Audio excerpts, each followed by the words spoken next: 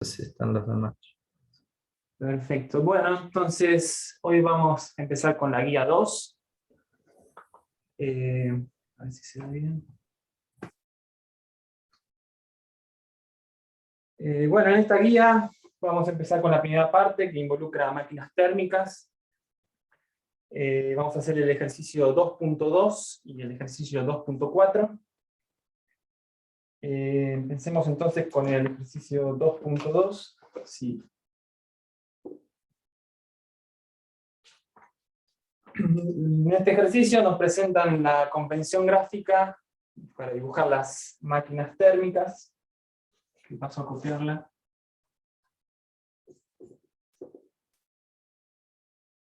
En general lo que se tiene son dos fuentes de temperatura, a una temperatura T1 y otra temperatura T2, y en el medio uno con un círculo representa una máquina reversible, una máquina que realiza un ciclo. Y puede absorber calor Q1 de la fuente 1, y puede ser calor Q2 a la fuente 2. Y luego de este proceso, puede realizar trabajo. Este ejercicio lo único que nos dicen es que el trabajo W es positivo. Entonces, así viendo el dibujo, ¿ustedes se podrían dar cuenta cuál de las dos fuentes de temperatura tiene mayor temperatura? En principio el dibujo no lo dice. Perdón, hago una pregunta. ¿Todos lo están viendo grande a Gabriel o lo están viendo chiquito? Se ve bien, yo por lo menos. ¿Se lo ve en pantalla grande? Ok. Pues mi duda es en la grabación después cómo va a quedar. Por las dudas, ponete pin video, Gabriel, Sí. así. Sí, yo me estoy viendo grande, así que esperemos que se vea bien. Perfecto. Sí. Está bien, bueno, ya después nos vamos a enterar. Listo. Bueno, en principio tenemos dos fuentes de temperatura, no sabemos cuál tiene mayor temperatura. Pero a ver, supongamos entonces que la temperatura, vamos a hacer una suposición, que la fuente 2 tiene mayor temperatura que la fuente 1. ¿Qué pasaría en esta situación? Bueno, lo que pasa en esta situación es que si la fuente 2 tiene mayor temperatura, uno podría transferir calor a fuente de menor temperatura, ¿no? Un calor, por ejemplo, Q2. Eso no está violando ningún principio. El postulado de Clausius nos dice que es imposible transferir calor de una fuente de baja temperatura a una fuente de mayor temperatura. Pero haciendo esta suposición, está todo legal. Entonces, en esta situación, lo que pasa es que es irrelevante la fuente de temperatura 2, ¿no? Porque está absorbiendo calor Q2 de la máquina térmica e inmediatamente se lo cede a la otra fuente de temperatura. Entonces, eso es equivalente.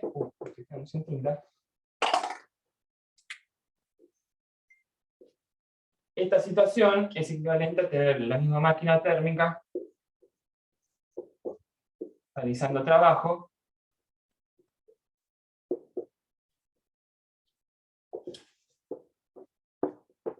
y entregando un calor Q2 que se devuelve a la fuente 1. Algo así. Bueno, pero esto es equivalente a su vez a que el calor transferido de la fuente 1 a la máquina térmica sea Q1 menos Q2. Y ahora sí, ahí se nos tienen que abrir las alarmas, porque estamos generando un proceso cuyo único resultado final es realizar una transformación de calor completamente en trabajo. Y esto es lo que el postulado de Kelvin prohíbe. ¿Sí? Entonces, bueno, evidentemente nuestra suposición de que la temperatura 2, la fuente 2 tenía mayor temperatura, es falsa, y entonces, en general, la convención gráfica involucra a que las fuentes de temperatura más arriba tienen mayor temperatura que las de abajo, más abajo. ¿Se entendió? ¿Alguna duda? Interrumpan cuando quieran, ¿eh? Bueno, entonces... Bueno, el primer ítem nos dice, haga el esquema de una estufa eléctrica. Esto es una máquina térmica. Una estufa eléctrica, ¿en qué consiste? En una estufa eléctrica es una resistencia que pasa, por la cual pasa corriente, y por efecto Joule, esa resistencia se calienta, y ese calor se transfiere al ambiente que uno quiere calefaccionar. Entonces, un esquema sencillo es de una estufa eléctrica, es insertamos trabajo en la máquina, en estufa, trabajo W, y ese trabajo lo convertimos en calor que calefacciona el ambiente.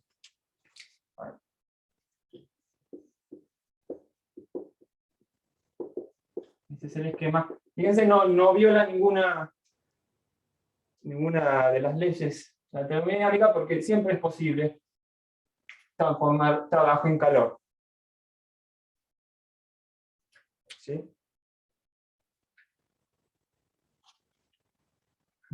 Bueno, el siguiente ítem nos dice, haga el esquema para una heladera.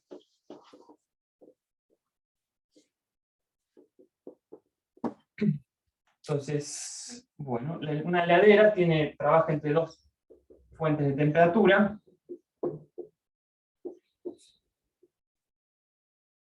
Es la versión inversa de una máquina térmica.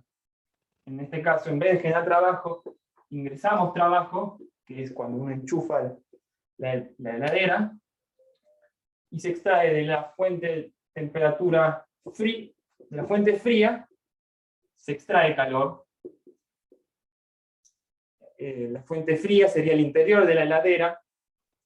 Los alimentos, uno quiere enfriar los alimentos del interior de la heladera, pero necesariamente uno tiene que ceder calor a una fuente más caliente. ¿Sí? Este sería el esquema gráfico de una heladera. Pero entonces, pensemos entonces, pero ¿cómo es que funciona en realidad? ¿Dónde se generan estos procesos en una heladera convencional, como la que uno puede tener en una cocina? Entonces, haciendo un pequeño dibujito, si uno separa el exterior de la heladera, del interior de la heladera, entonces, lo que está pasando acá es que la heladera tiene adentro afuera de la heladera hay un compresor que inicialmente comprime el gas refrigerante de la heladera. Las heladeras tienen un gas. Cuando el ciclo inicia en este compresor, donde se comprime el gas, se calienta el gas, y luego pasa a una serpentina, que es la que se suele ver del lado de atrás de las heladeras. Si uno las toca, está, no digo caliente, pero está tibia. En esta serpentina el gas se enfría. Esta es la situación en la que se le cede, el gas le está cediendo calor a la cocina, al ambiente, que sería este calor Q1. Entonces, vamos a llamarlo cocina. Una vez que se va enfriando el gas, bueno, esa temperatura se llama condensador, el gas se condensa, pasa a estar en estado líquido, y ahí entra a la parte de adentro de la heladera, y lo que pasa es que el tubo se ensancha.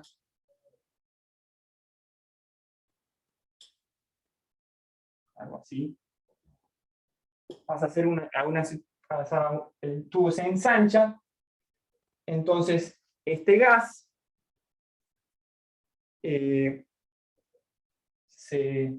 al aumentar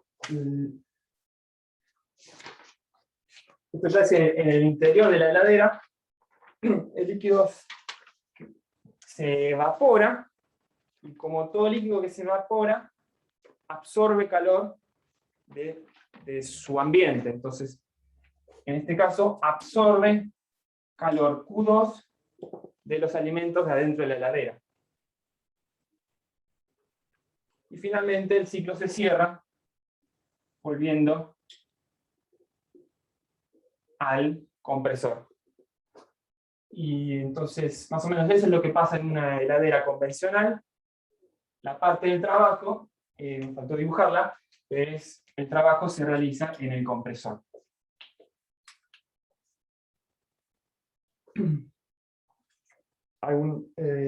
Y bueno, el ítem C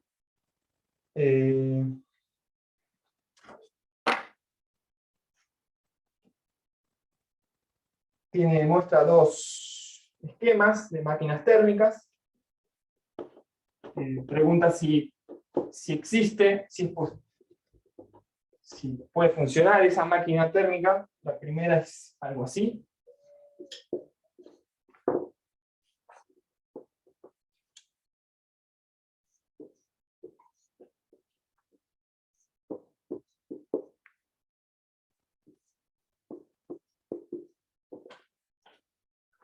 Pregunta si puede existir y si es reversible o no.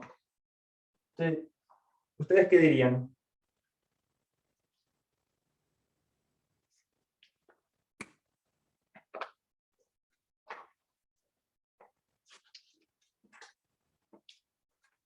¿Tienen la guía a mano?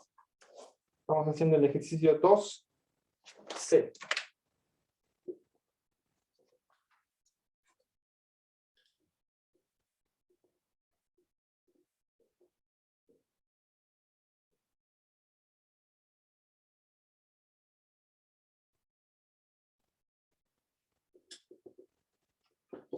¿Puede existir este proceso? ¿Puede funcionar? Siento que sí, pero no quiero justificarlo. Bien. Está bueno, bien. En efecto, sí, es posible. Digamos, ¿qué es lo que está pasando acá?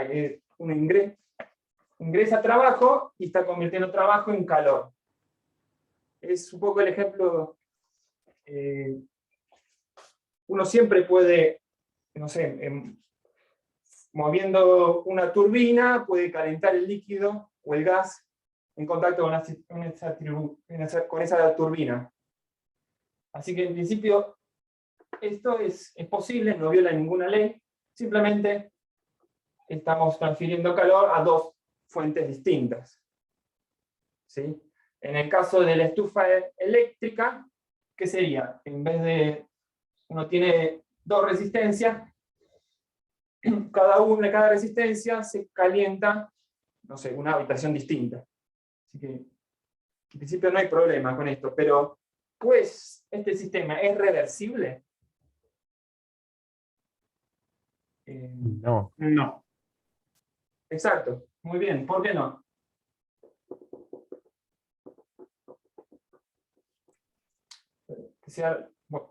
Hacerlo reversible sería invertir todas las fechas.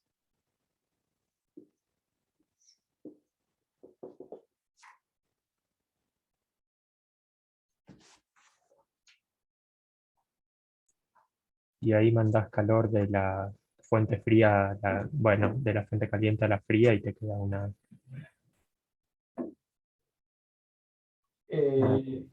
imposible. Ojo que entra el calor de los dos lados. O sea, acá hay un problema porque en realidad en este caso viola el postulado de la segunda ley, porque de alguna manera estamos a partir de calor, que por ejemplo, a partir de dos fuentes de temperatura, por ejemplo, no sé, el mar y el mar y la tierra, estamos generando trabajo gratuitamente. Digamos, eso es, la segunda ley prohíbe estas situaciones. No es posible transferir calor enteramente en trabajo. Claro, no hay calor que vaya a una fuente, o por así decirlo, como que todo entra por la máquina y sale como trabajo y no hay ningún calor que se desperdicia y que sale hacia una fuente, eso es. Exacto, sí. Entonces, esta situación, el ítem A no es reversible, pero la versión inversa de esto sí puede existir. Esto es lo que prohíbe la máquina de movimiento perpetuo, ¿no? ¿Es esta Bueno, ley?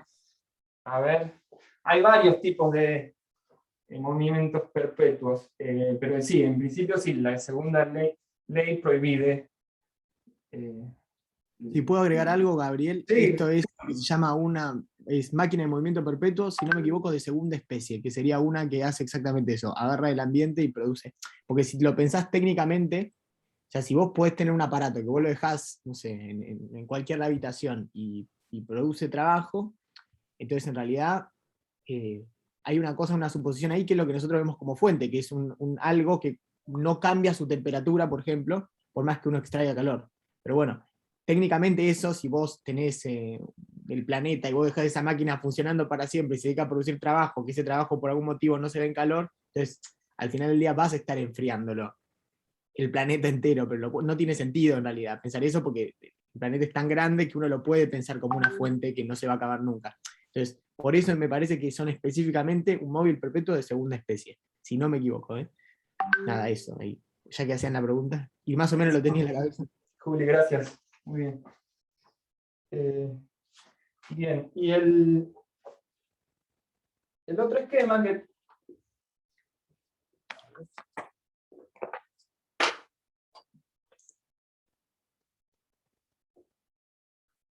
parecido.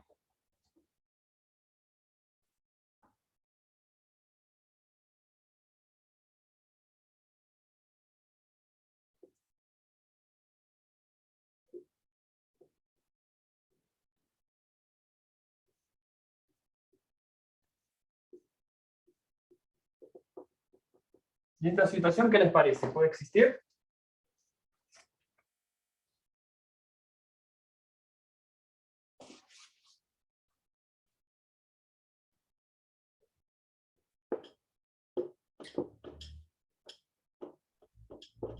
No sería como una máquina como que acumula energía sin parar y que no la cede hacia ningún lado, o sea, acumula calor, acumula trabajo, y como que no sale nada. Exacto, sí, sí. De hecho, a ver, en principio uno está considerando que la máquina sea cíclica, pero ¿qué pasa si escribimos la primera ley? En un ciclo, bueno, la variación de energía tiene que ser cero en un ciclo. Pero eso va a ser el calor absorbido, que este es Q1 más Q2,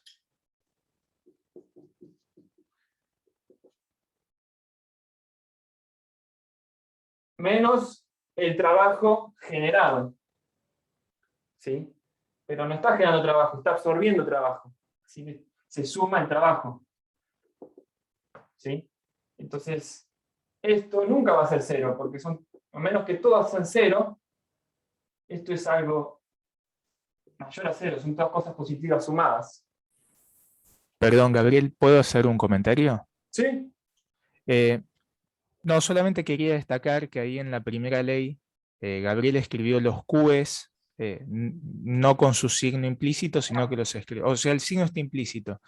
Y después una cosa más, fíjense que la primera ley nosotros la escribimos como Q menos W, donde nos reservábamos para W esa letra para el trabajo que el sistema hace sobre el entorno.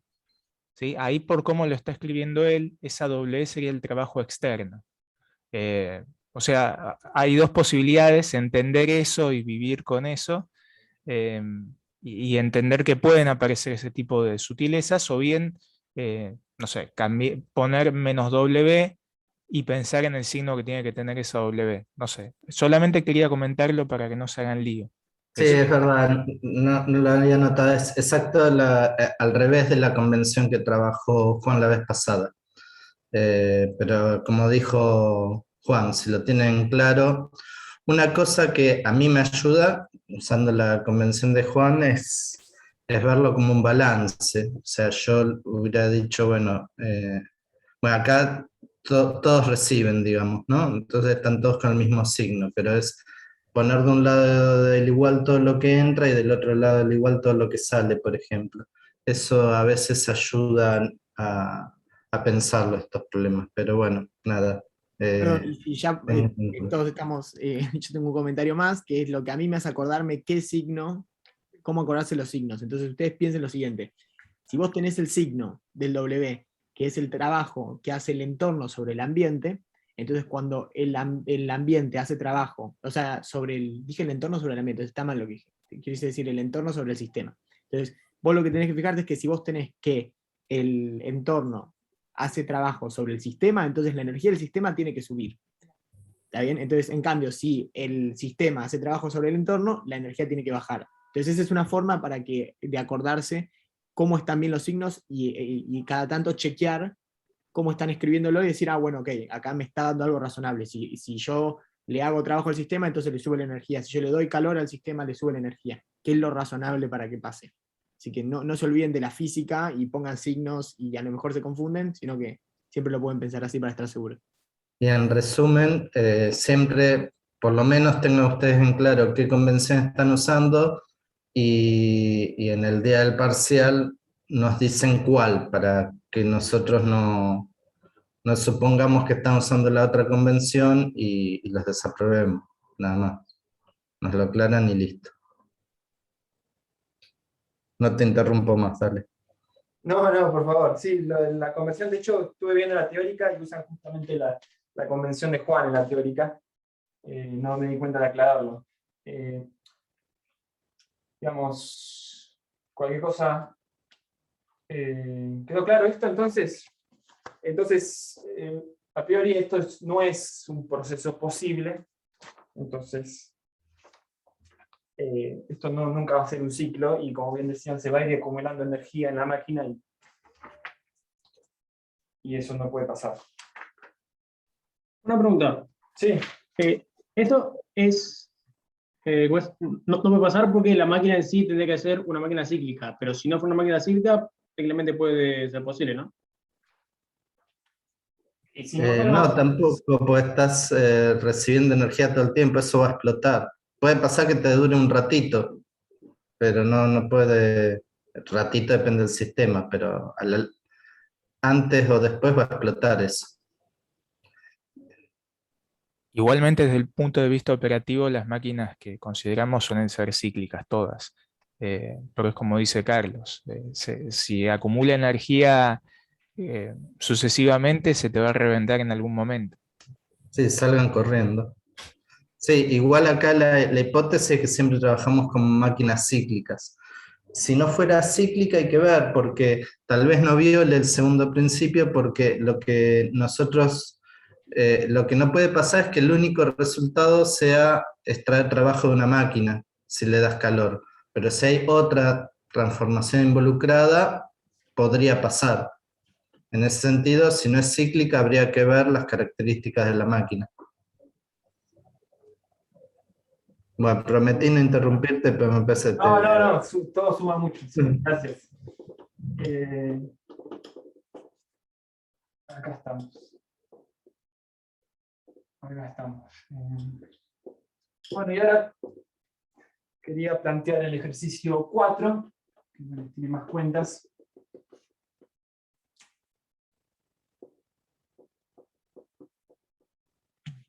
Ya que te estoy interrumpiendo, lo sigo haciendo. ¿Vieron? Bueno, me imagino todo el mundo todavía siguen mirando Los Simpsons, todavía siguen estando de moda. Hubo un día de mucho calor en Springfield y Homero no daba más del calor. Y vieron que lo que hizo es abrió la puerta de la heladera adentro de una carpa. Entonces se refrescó un rato. Después cuando se llevó el resto de la familia entraran y pasó lo que tenía que pasar, fundió el motor de la heladera. Pero eso no viola ningún principio, nada más que la potencia que necesitaba la heladera para refrigerar la carpa, no se bancaba la potencia necesaria, pero no violaba ningún principio. Ahora yo me pregunto, ¿para qué puso la carpa? ¿No podría haberse encerrado en la cocina?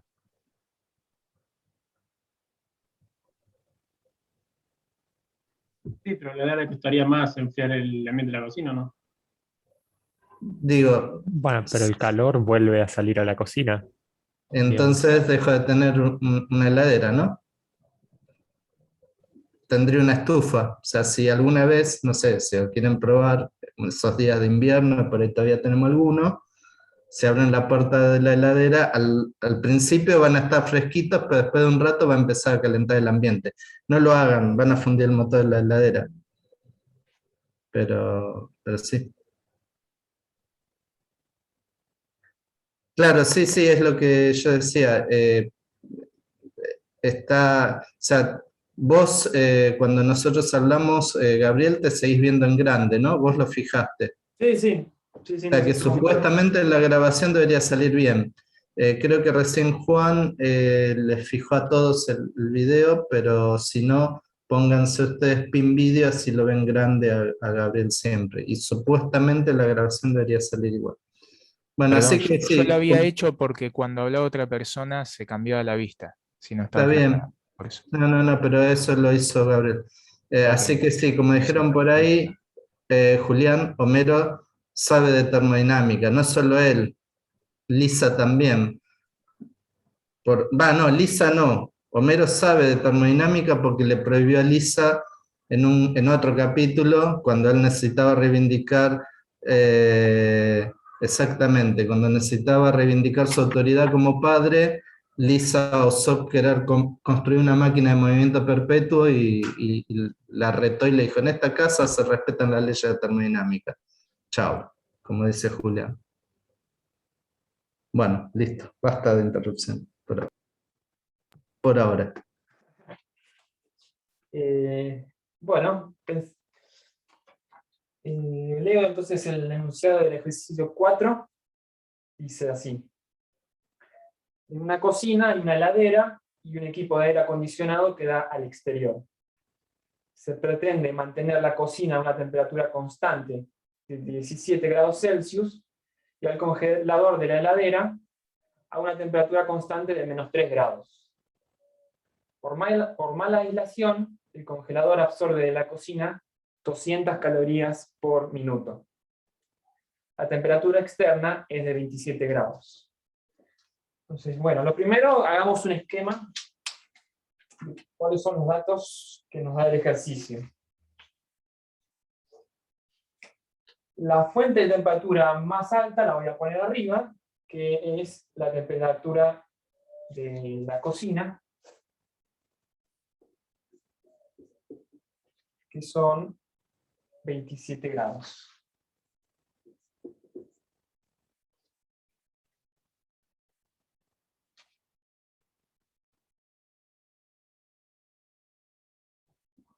La temperatura externa. Esta es la temperatura externa. Después está la temperatura 17 grados. No, ese archivo no va a entrar.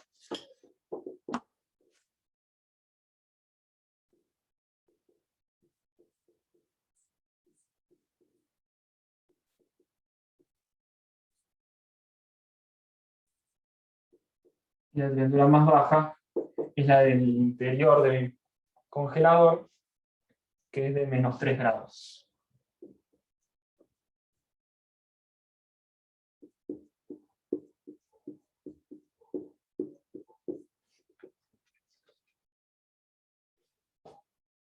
Entonces, se tiene un aire acondicionado, que el aire acondicionado es una máquina refrigeradora que necesita trabajo para funcionar y extrae calor, llamémosle Q2, de la cocina, y necesariamente tiene que ceder calor al exterior, un calor Q1. También entonces tenemos una heladera, que también necesita trabajo para funcionar, que extrae calor de los alimentos adentro del congelador y cede calor a la cocina.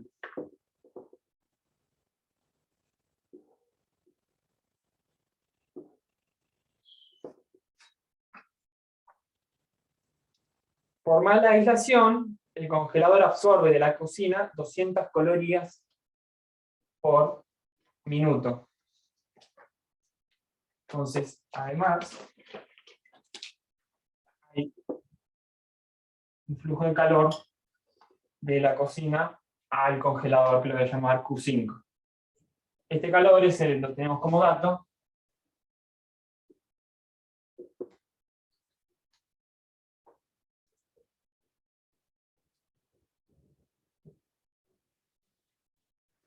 Las calorías por minuto. En realidad son flujos, ¿no? Porque el calor es energía por unidad de minuto, el trabajo acá es trabajo por unidad de minuto, entonces es potencia. Pero bueno, voy a seguir usando la misma notación de antes. Entonces lo que nos pide es, sabiendo que el refrigerador tiene una eficiencia del 60% de un ideal, entonces la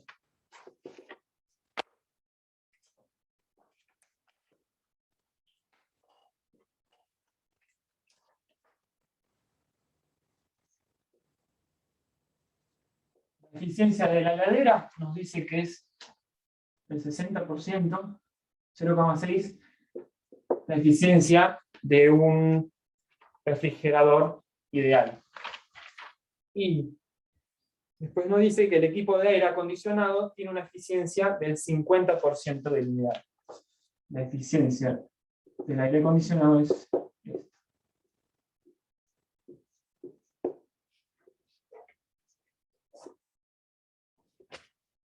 Y lo que nos pide es calcular la potencia eléctrica consumida entre ambos artefactos.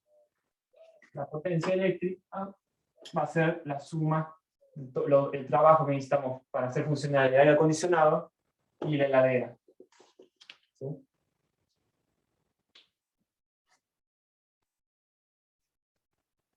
Bueno, acá hablé de eficiencias, pero pensemos entonces qué significa una eficiencia. Sería bueno conocer cuál es la eficiencia ideal. La eficiencia ideal, como vieron en la teórica, corresponde a la eficiencia de una máquina reversible y depende de entre qué temperaturas está trabajando esa máquina reversible. Por ejemplo, para el caso, la eficiencia ideal para la heladera, ¿cómo se escribe?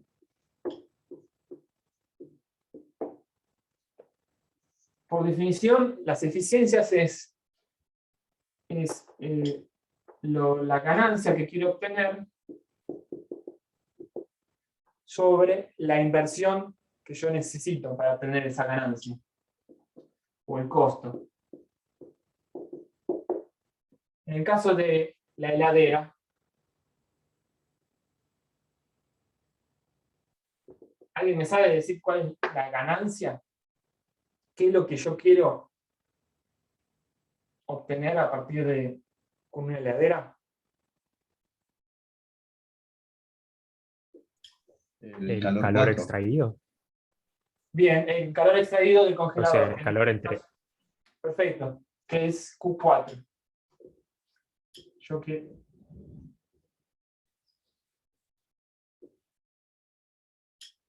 Y lo que me cuesta es, bueno, el trabajo de la heladera.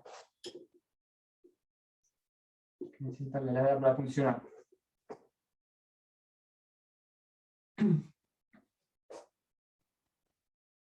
Veamos cuánto es este trabajo. Como la heladera es una máquina cíclica, podemos escribir la primera ley para la heladera, checando bien la convención, a ver si esta vez se ve mejor. Entonces, para la heladera, haciendo un ciclo, la variación de energía interna no tiene que cambiar. Y va a ser, lo hacemos despacito, el calor absorbido por la heladera menos el trabajo cedido por la heladera. Yo voy a seguir la convención que todos estos calores que dibujé van a ser positivos y el signo se lo pongo adelante. Entonces, el calor absorbido por la heladera es Q4 y Q3 es un calor cedido por la heladera. Entonces, es menos el calor absorbido. ¿Sí? Entonces, menos Q3. Y ahora, acá falta restar la potencia generada por la heladera. Pero bueno, la potencia generada por la heladera es menos este trabajo. Entonces, bueno, sumo este trabajo. ¿Se entendió? Sí, sí. Buenísimo. Bueno, entonces acá hay una relación para el trabajo. El trabajo es Q3 menos Q4.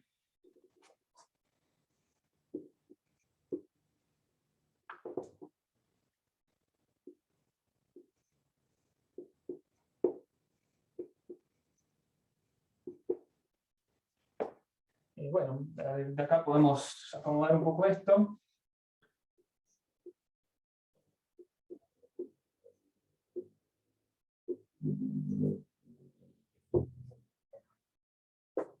¿Y ahora qué hacemos? Tenemos una expresión para la eficiencia en términos de calores. Calor Q3 y calor Q4. Pero bueno, esos calores no los conocemos a priori. Nos gustaría obtener una expresión para la eficiencia en términos de las temperaturas. Todas las temperaturas las conocemos. Entonces, acá hay que recordar una igualdad que vieron hoy en la teórica que relaciona los calores con, a ver si les parece conocida.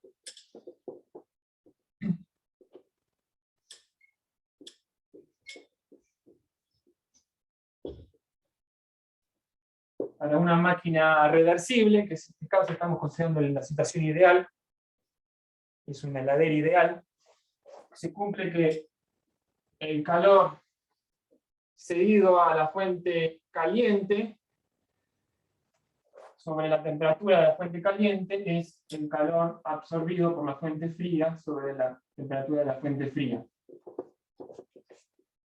¿Les suena esta igualdad en algún lado? De hecho, no les tendría que sonar porque no la vieron así, la vieron con un menos en la teórica. Pero es por el tema de la convención. En este caso, considerando todos los calores positivos, es así. ¿Se acuerdan de dónde viene? ¿Quieren que la repasemos? Voy a hacer la gran Juan. No avanzo hasta que alguien me diga que sí o que no, de que sí o que no reconoce esta expresión. Sí, en la teórica la dedujimos a partir del gas ideal. Perfecto, bien. El tema es, ¿Cómo sabemos que aplica acá? Exacto, es una buena pregunta. La teórica vieron que funcionaba para el gas ideal, en particular para el ciclo de Carnot, si no me equivoco. Y bueno, el ciclo de Carnot para un gas ideal es un caso muy particular. Pero también vieron que todas las eficiencias de las máquinas reversibles son eficiencias ideales. Todas las máquinas reversibles tienen la misma eficiencia.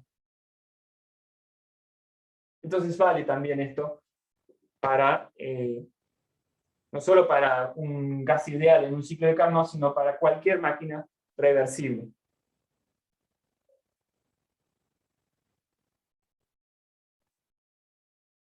¿Sí?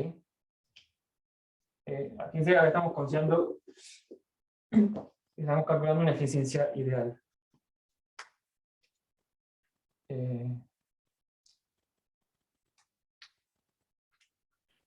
Bueno, No sé, pero también nos dijo, creo que era independiente de la sustancia, nos habían dicho en la teórica, me parece. Que no importa si es un gas ideal o cualquier exacto, sí, sustancia. sí. Es independiente de la sustancia y funciona, pero tiene que ser reversible la máquina, eso sí.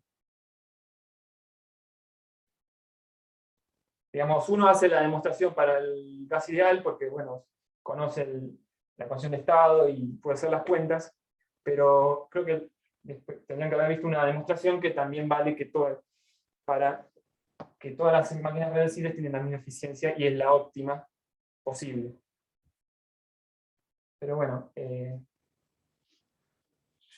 supongo que como cualquier cosa lo revisan, lo vieron hace muy poco.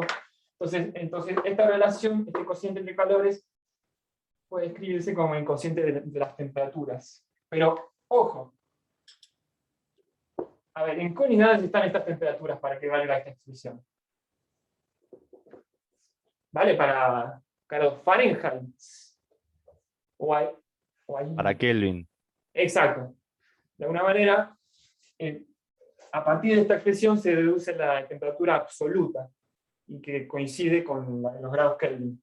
Así que estos datos del problema no nos sirven en grados Celsius, habría que pasarlos a grados Kelvin para poder usar esta expresión.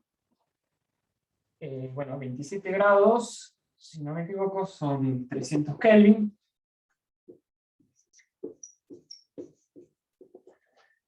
$17 grados son 290 Kelvin.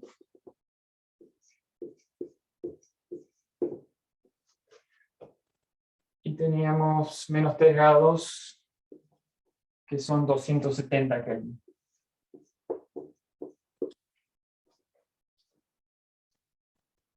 Hecho esto, usando esta expresión, entonces esto queda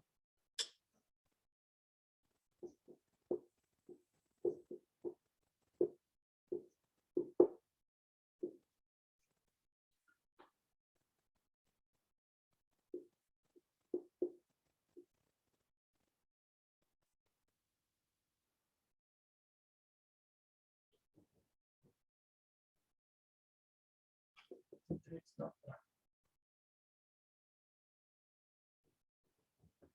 T4 no existe, acá hay un error. Era Q3 sobre T2. Quedó mal en los índices, pero bueno.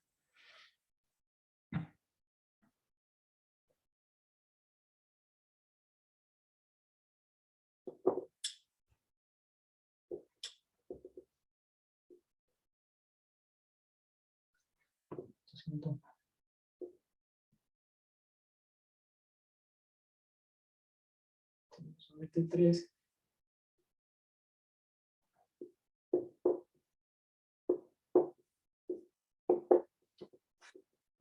$190. ¿Y cuánto da esto?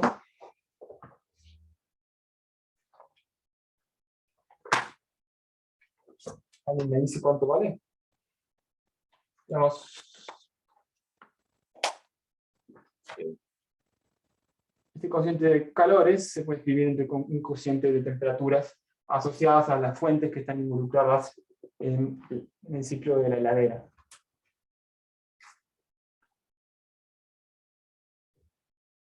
¿Alguien me hace esta cuenta, por favor? Si no, busco la calculadora. 13,5 me da.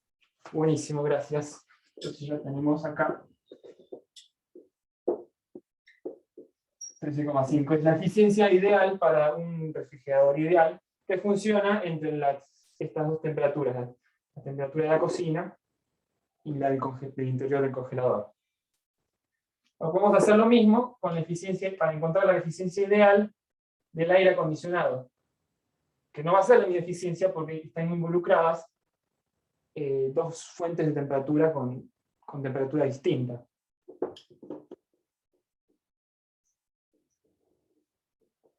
Nuevamente es la ganancia sobre el costo. En este caso, la ganancia es el calor Q1, que yo quiero extraer de la cocina. Y lo que me cuesta es trabajo eléctrico.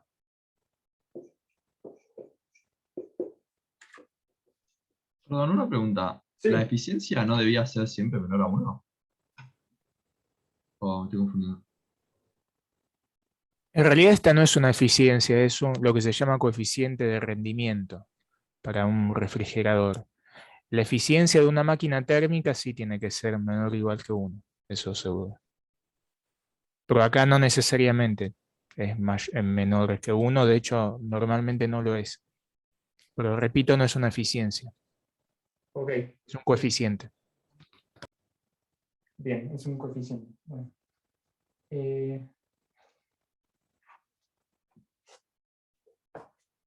Entonces, el calor, este trabajo lo podemos escribir a partir de escribiendo la primera ley para el aire acondicionado. Justo por acá. De la misma manera que antes, en un ciclo, la energía interna del aire acondicionado no cambia, y va a ser el calor absorbido, que en este caso es Q2 menos Q1, menos el trabajo cedido. No cede trabajo, sino gana trabajo, entonces le sumo este trabajo. Entonces, de acá, despejo que el trabajo es Q1 menos Q2. Perdón, no me termina de quedar claro eso de que es un coeficiente.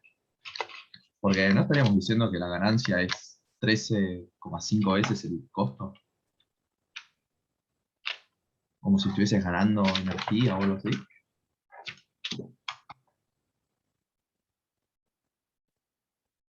A ver.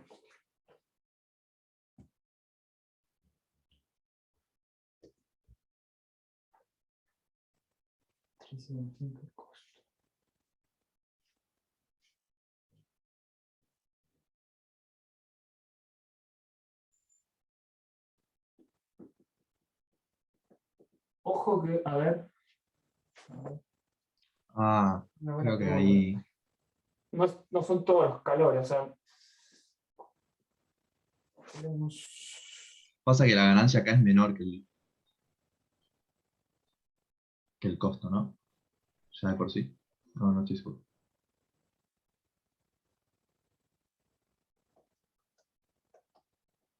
Eh,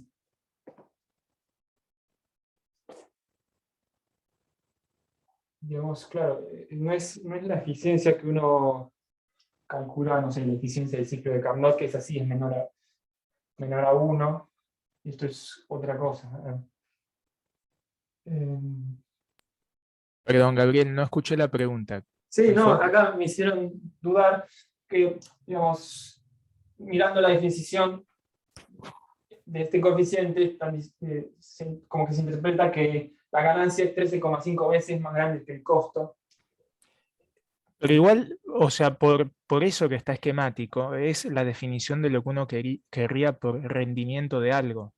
El rendimiento se define como lo que queremos obtener sobre lo que nos cuesta.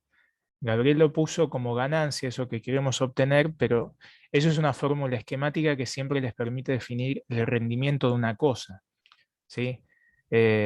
Si yo hubiese puesto, en vez de ganancia, lo que quiero obtener, bueno, no tiene mucho sentido hacer esa relación. Bueno, sí, capaz, entre lo que quiero obtener y el costo, pero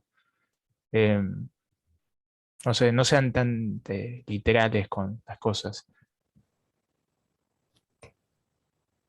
Qué sé yo, igual no entendí la pregunta.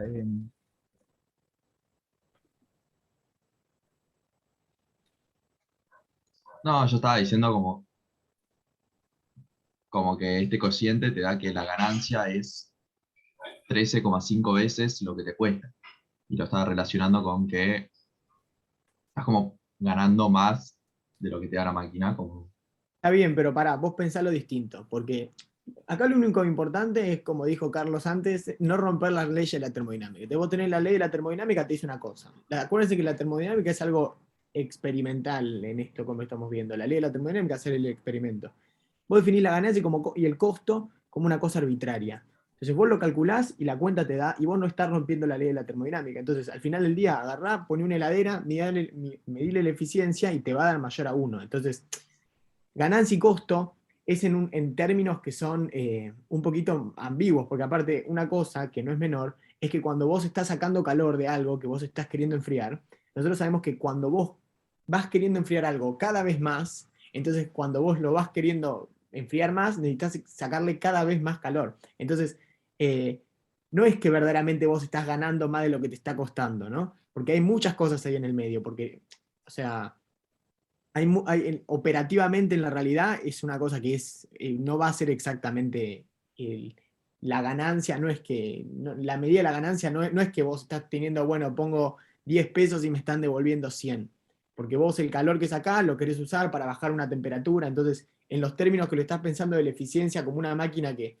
te produce más beneficio del costo que te supone, no es exactamente así. Por eso Juan no me acuerdo exactamente, pero lo formuló un poquito distinto la frase en lo que quiero obtener, sobre lo que estoy invirtiendo, una cosa por el estilo, y ahí cambia un poco. Pero sí, la eficiencia en los términos en los que los estás pensando es correcta cuando vos lo estás viendo, por ejemplo, como dijo Gabriel, en el ciclo de Carnot, que eso es estrictamente menor a 1. Claro, está bien, gracias.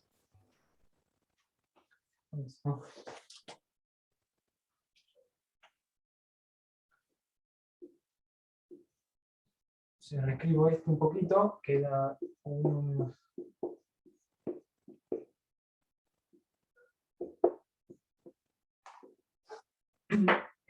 esta relación entre calores, y bueno, nuevamente usamos una expresión análoga que entre la relación entre los calores y las temperaturas, que mirando el aire acondicionado se cumple, que es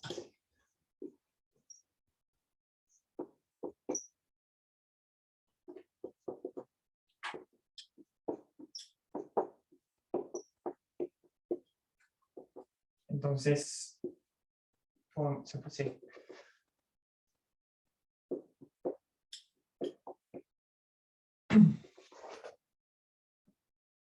Entonces encontramos la expresión para el coeficiente de la eficiencia en términos de las dos temperaturas, la temperatura del exterior y de la cocina. Pasando estos números, ¿cuánto da?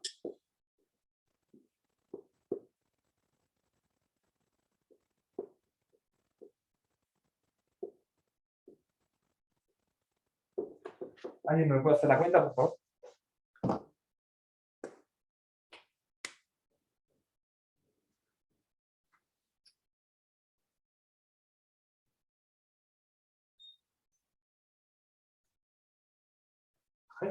T2.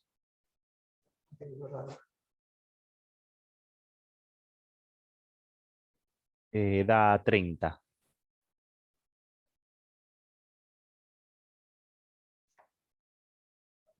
Raro me parece. Pregunta, ¿por qué definimos pues, la eficiencia o el rendimiento del aire acondicionado en base al calor que tira afuera y no el calor que saca de Sí, ahí me equivoqué, la gracias. cocina? En efecto, está el error. Claro, lo que uno quiere es enfriar, no quiere calentar el ambiente. Eso es. En efecto, este es Q2. No quiere enfriar la cocina. Entonces, bueno, eso cambia las cosas. Gracias por la corrección.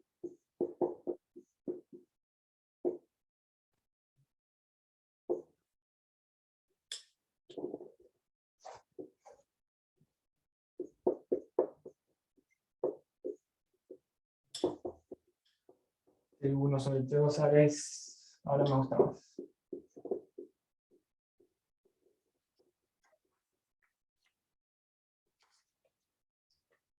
Y esto da algo así como 29, me parece.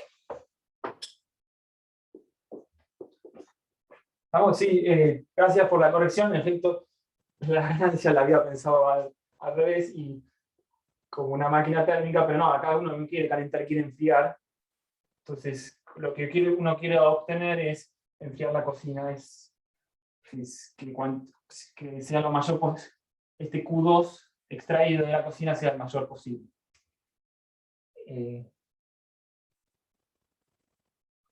Bien, bueno, entonces ya tenemos las expresiones ideales. Las escribo acá.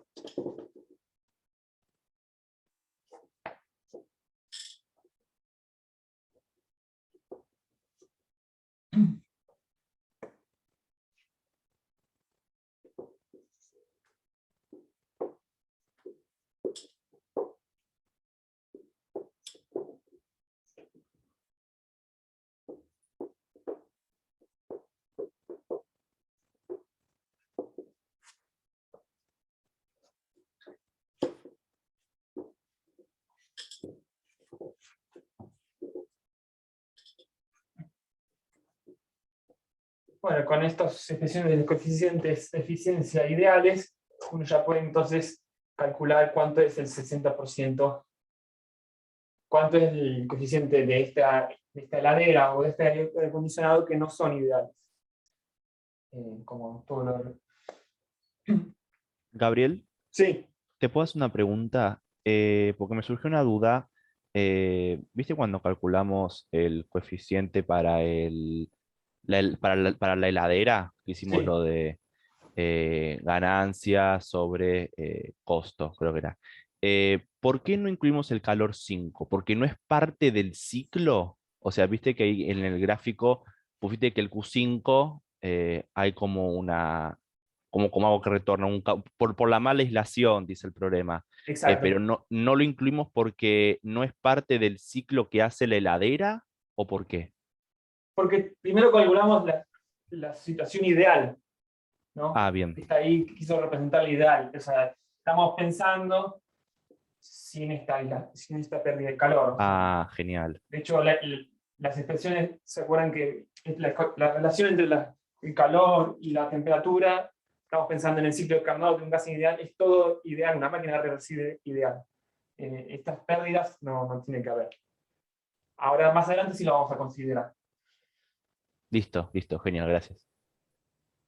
Fíjate que aún así, sin esta pérdida de calor, ya el problema nos está diciendo que una heladera real es el 60% del ideal. O sea, por alguna razón, además, no por este Q5, además de eso, esta falla.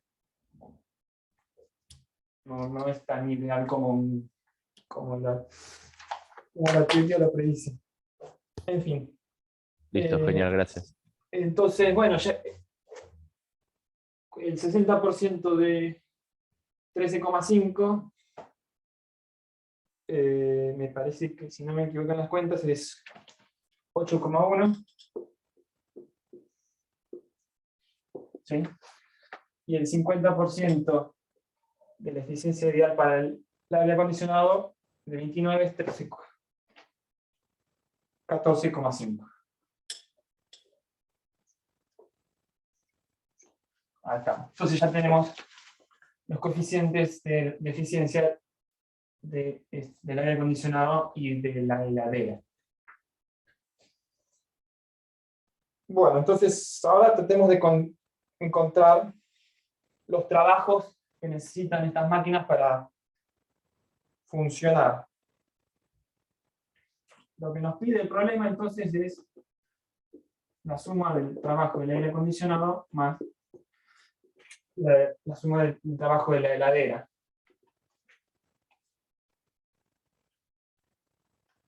Empecemos con, a ver si tenemos, con el trabajo de la heladera.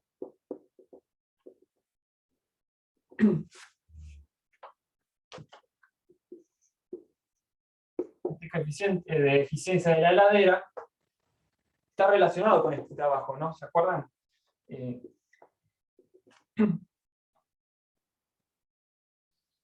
Es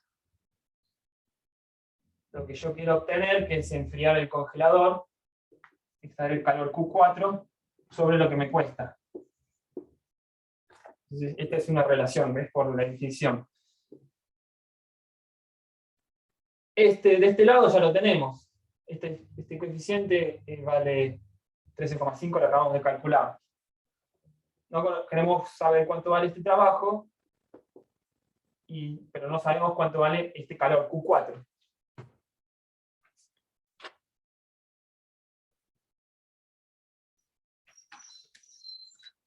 Ahora, en este problema nosotros queremos, si bien nosotros queremos que estas temperaturas, por ejemplo la temperatura del interior de la heladera, queremos que sea constante, no se nos calienten ni se nos enfríen los alimentos en el interior de la heladera. Entonces, se tiene que cumplir un vínculo del problema, es que la temperatura del congelador sea siempre la misma. Pero fíjense acá, el congelador cede calor Q4, pero por mala aislación entra calor de la cocina, Q5. Entonces, para que se mantenga el equilibrio térmico, necesariamente el calor que entra tiene que ser el que sale, si no se nos va a ir calentando el congelador.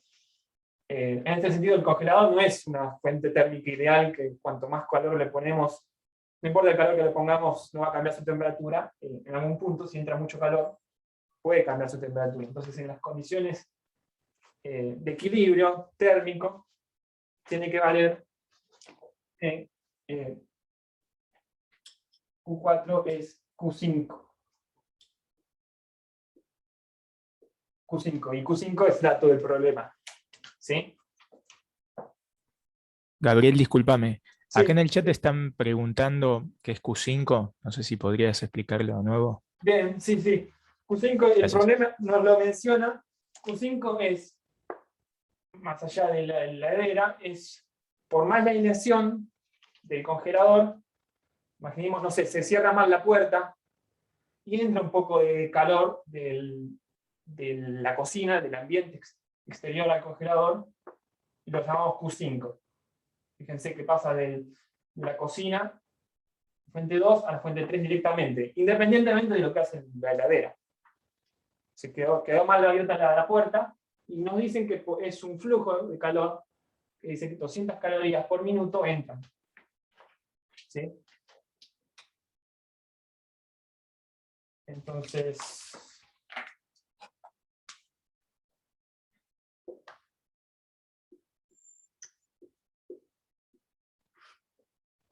conociendo Q5 y conociendo este coeficiente de la eficiencia de la heladera, podemos calcular el trabajo.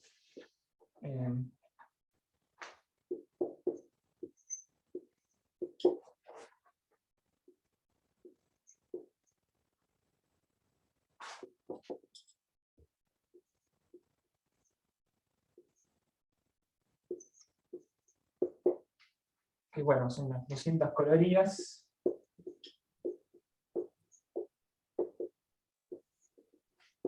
Sobre este coeficiente de eficiencia.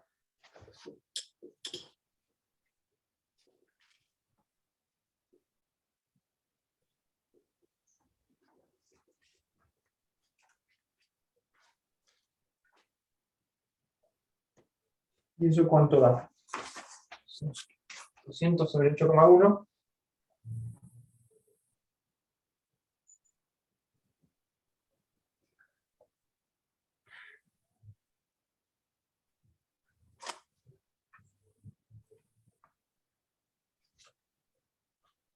Mientras calculan una manera fácil de ver si el freezer de su heladera tiene pérdidas o no, cuando abren la puerta, si hay hielo cerca del burlete, es que por ahí están teniendo una pérdida de calor. Que en general el freezer lo soluciona solo acumulando hielo en esa región. Ah, mira, no lo sabía. Qué bien. Entonces esto da 24,7 calorías por minuto. Bueno, ya tenemos uno de los trabajos necesarios para que funcione la heladera. Vamos con el otro, el trabajo del aire acondicionado. Sigamos, al igual que antes, podemos usar la definición de este coeficiente de eficiencia, que para el aire acondicionado era, yo quiero extraer la mayor cantidad posible del calor de la cocina, Q2, a costa de un trabajo que tengo que ingresar al sistema.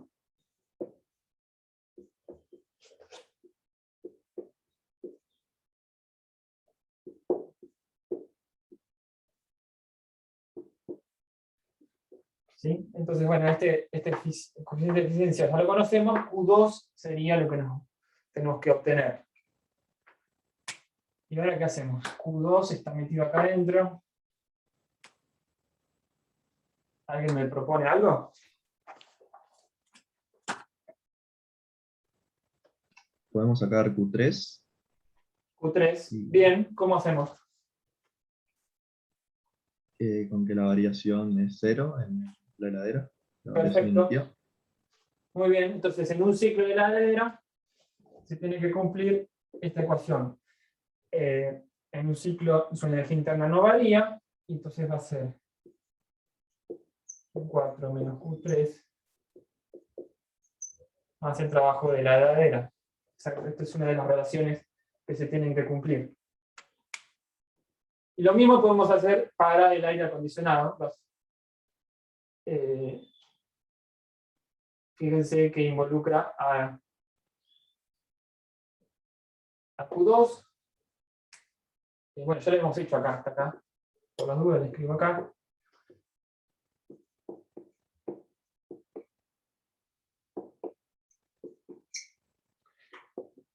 Estas son las dos primeras leyes, para tanto el aire acondicionado como para la heladera. Pero también hay otra condición, que es la del equilibrio térmico de la cocina. No queremos que se nos caliente la cocina, porque para eso estamos haciendo funcionar el aire acondicionado. Tampoco queremos que se nos enfríe demasiado. Entonces, necesariamente se tiene que cumplir un vínculo entre todos los calores entrantes y salientes a la cocina. ¿Sí? Y ese vínculo se escribe que, bueno,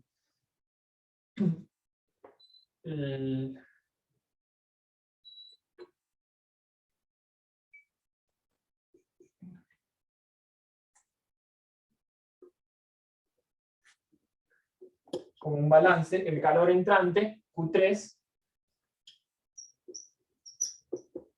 tiene que ser igual al calor saliente, ¿no?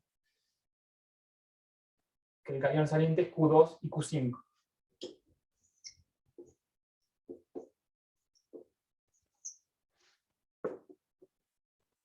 Tenemos estas tres expresiones y vamos a ver si podemos despejar Q2.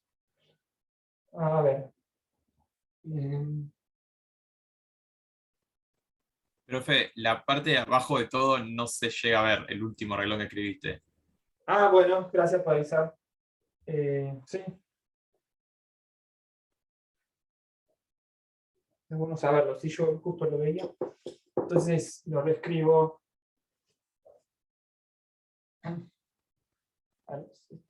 Esto lo borro, si ya copiaron. ¿Puedo borrar esto? Sí. Gracias. Entonces hago un poco más de lugar. Entonces, está remigando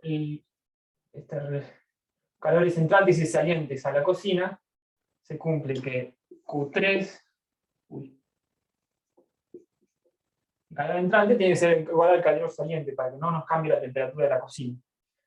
El calor saliente es Q2 más Q5. Entonces, bueno, de acá despejamos Q2. Necesitamos Q2 para este trabajo. Entonces de acá sacamos Q2 es Q3 menos Q5. Q5 ya lo conocemos, era el dato. Q3 no. Pero bueno, usamos podemos usar esta expresión, total el trabajo de la heladera. Ya lo conocemos, usando esto. Acá. Despejamos Q3.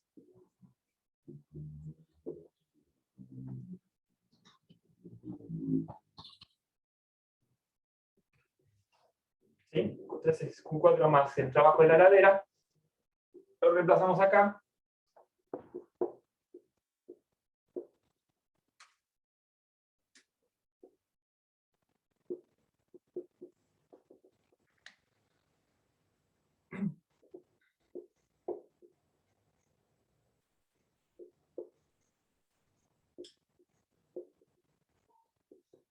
¿Sí? Ahora fíjense, Q4, por esto rojo que está acá, Q4 es Q5, así que vamos, con un signo cambiado se cancelan. Entonces, lo que queda es que finalmente Q2 es el trabajo de la heladera que habíamos calculado anteriormente. ¿Sí? Entonces, como resultado final, entonces, la suma de los trabajos, perdón, acá Q2 es el trabajo de la heladera,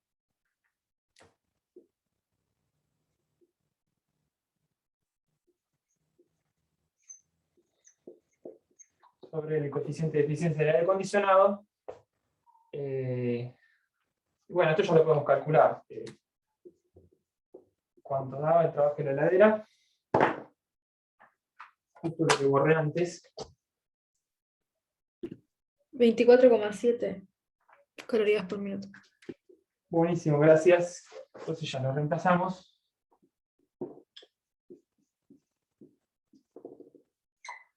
Y esta eficiencia la tenemos acá, era 14,5.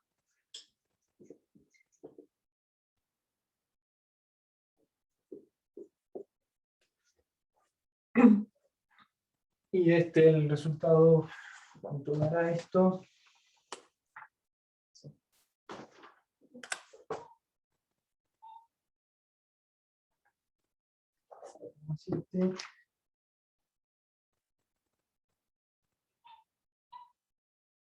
Si no me equivoco, esto es un 1,7 calorías por minuto.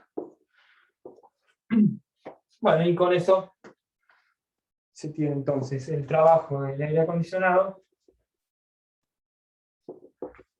y el trabajo de la heladera, que eran los 24,7.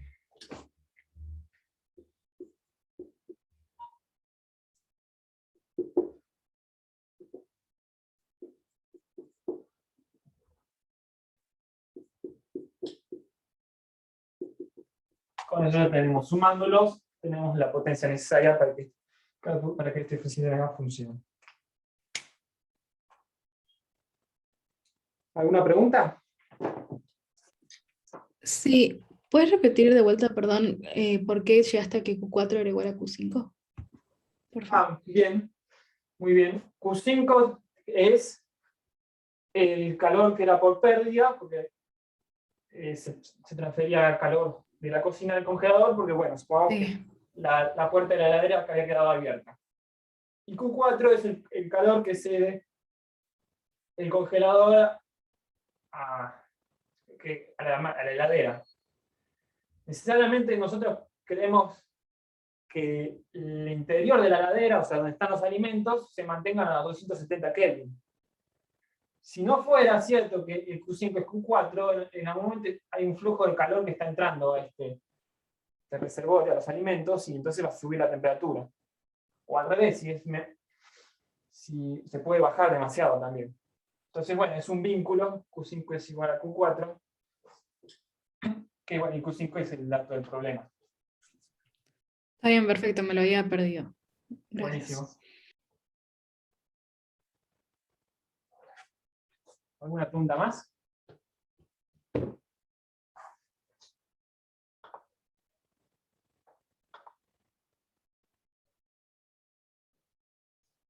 ¿Está claro?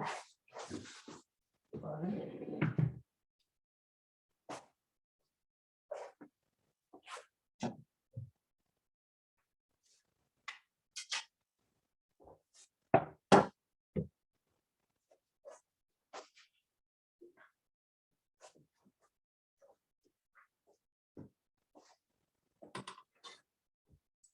Entonces hago un pequeño cambio de escenografía, les quería mostrar algo más, pero con esto ya estamos terminando. ¿Quedó claro el ejercicio? Como no quedó muy prolijo en el pizarrón, pero bueno.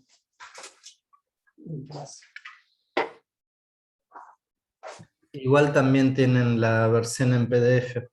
Ah, Cualquier cierto, cosa. no les dije eso. Sí, el PDF está completo, prolijito.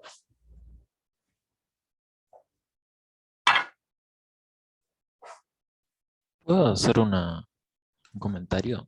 Me llama un poco la atención que el trabajo sea tan distinto, tipo que sea tanto más el trabajo de la heladera que el del aire acondicionado, siendo que las variaciones de temperatura son medio comparables. No, me cuesta ver dónde, como cualitativamente, dónde se da esa diferencia. Ajá. No, digamos, no sé si son datos reales, pero posiblemente lo sean. Sí, la idea es que sean más o menos reales. Espera que no me acuerdo ahora cuánto daba el trabajo 1 y el trabajo 2. El trabajo 1 es de la heladera y el trabajo 2 del aire acondicionado.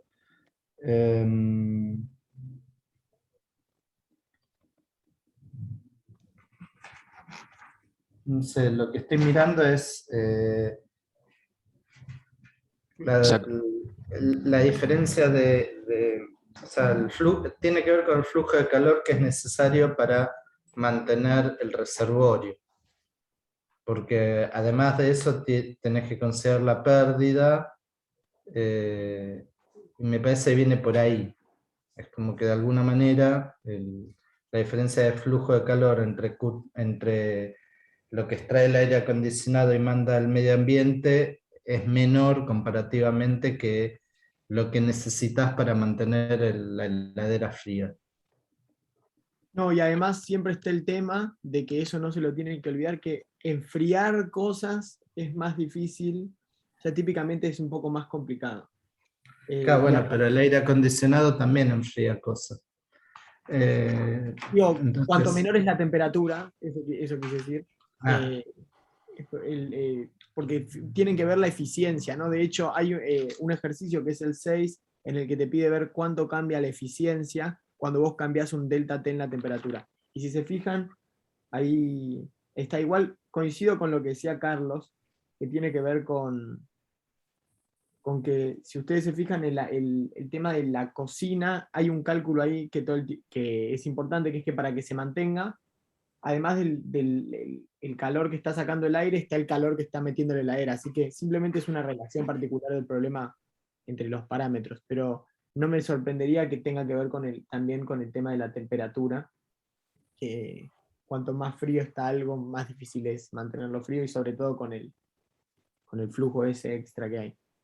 sí, porque también hay un hecho puntual, ¿no? De las tres fuentes que tenemos, ¿cuáles son acá? El reservorio, la cocina y el medio ambiente.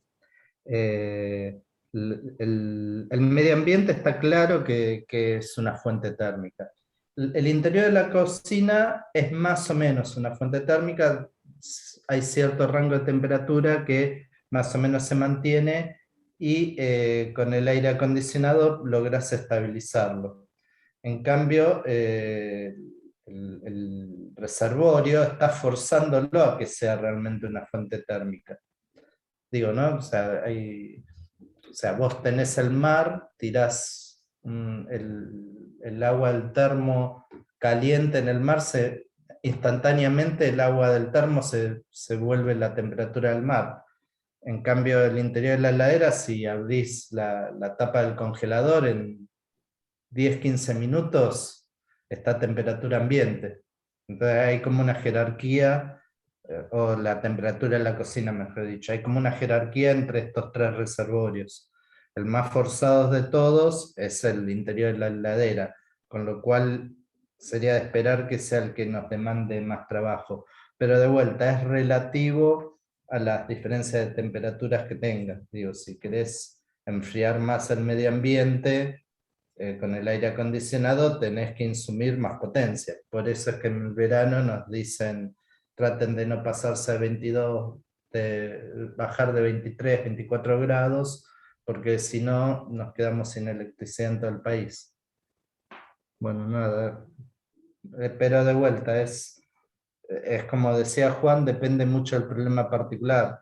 Acá hay algo que para mí es muy sorprendente, ¿no? Porque para nosotros las máquinas térmicas son circulitos, flechitas y cajitas las fuentes, pero es lo suficientemente robusto este encare teórico como para describir cualquier tipo de máquina, porque la única hipótesis que estamos metiendo acá es que haya fuentes térmicas, que la máquina sea cíclica y la distinguimos entre reversible y irreversible. Pero hay un sinfín de máquinas y hay materias de ingeniería que se dedican a ver todo esto detallado con un montón de detalle y complejidad que nosotros no vemos, pero sin embargo, estos ladrillos básicos soportan cualquier tipo de tecnología y de máquina, siempre que le pidamos que sean cíclicas. Para mí es sorprendente, ¿no? Porque estos tipos lo inventaron todo hace 300 años, pero sigue siendo válido. Bueno, dejémoslo a Gabriel ahí que nos Y bueno, muestre su máquina. claro, la termodinámica que calculamos acá eran máquinas de hace 300 años. Acá les quería mostrar una máquina a vapor un poco más antigua. Se llama máquina de Ero de Alejandría. Es más o menos del año 1 a.C. Y bueno, vamos a ver qué sale.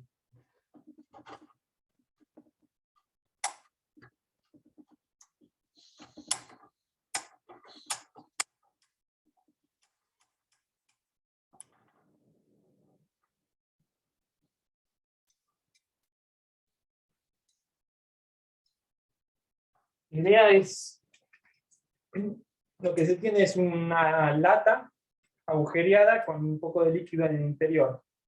Entonces, prendiendo el mechero vamos a ver qué pasa.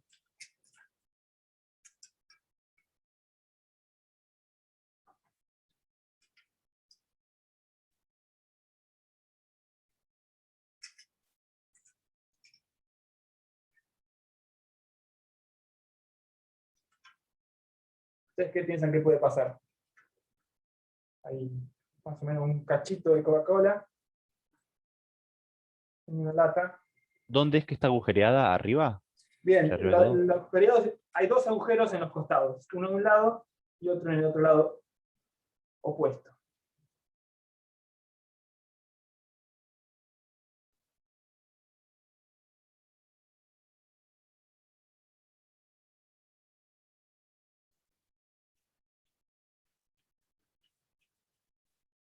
Bueno, entonces esto es lo que pasa. Voy a bajar un poco. De alguna manera estamos transfiriendo calor a partir de energía química que se prende en la llama y estamos generando trabajo. Esta fue una de las primeras máquinas a vapor, pero el problema es que ustedes qué piensan, ¿es una máquina reversible o irreversible? Para mí es irreversible, no esperaría que ocurra lo contrario naturalmente. Exacto. Y tampoco es cíclica. ¿Qué es lo que está pasando acá? O sea, tiene un poquito de líquido en el interior. Cuando calentamos la lata, el líquido se hace vapor. Entonces, la presión del gas en el interior de la lata es mayor que en el exterior. Y por los agujeros, entonces sale vapor. Y por un simple conservación del momento lineal, hay una transformación el momento lineal se conserva, entonces hay una fuerza de repulsión, entonces se genera un torque y empieza a girar la lata. De alguna manera los agujeros no son exactamente perpendiculares a la superficie de la lata, sino están inclinados de tal manera que ambos torques se sumen. Así que bueno, y no es cíclica porque no estamos volviendo a la condición inicial, tampoco es reversible, pero es la base de cómo funcionan actualmente las máquinas a vapor en centrales térmicas o centrales nucleares. Más o menos es el mismo principio de una máquina a vapor, pero habría que, de alguna manera, el vapor volver a condensarlo y volver a insertarlo en el sistema. Así que bueno, eso era lo que les quería mostrar.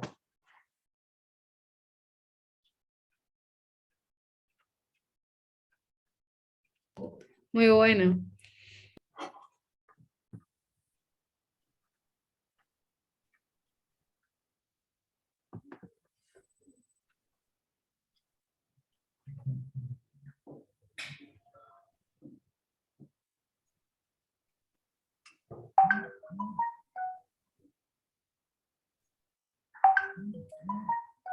Bueno, no sé si pensabas contar algo más. O si no, No deja sé. de grabar entonces, si no hay Corto, preguntas. entonces.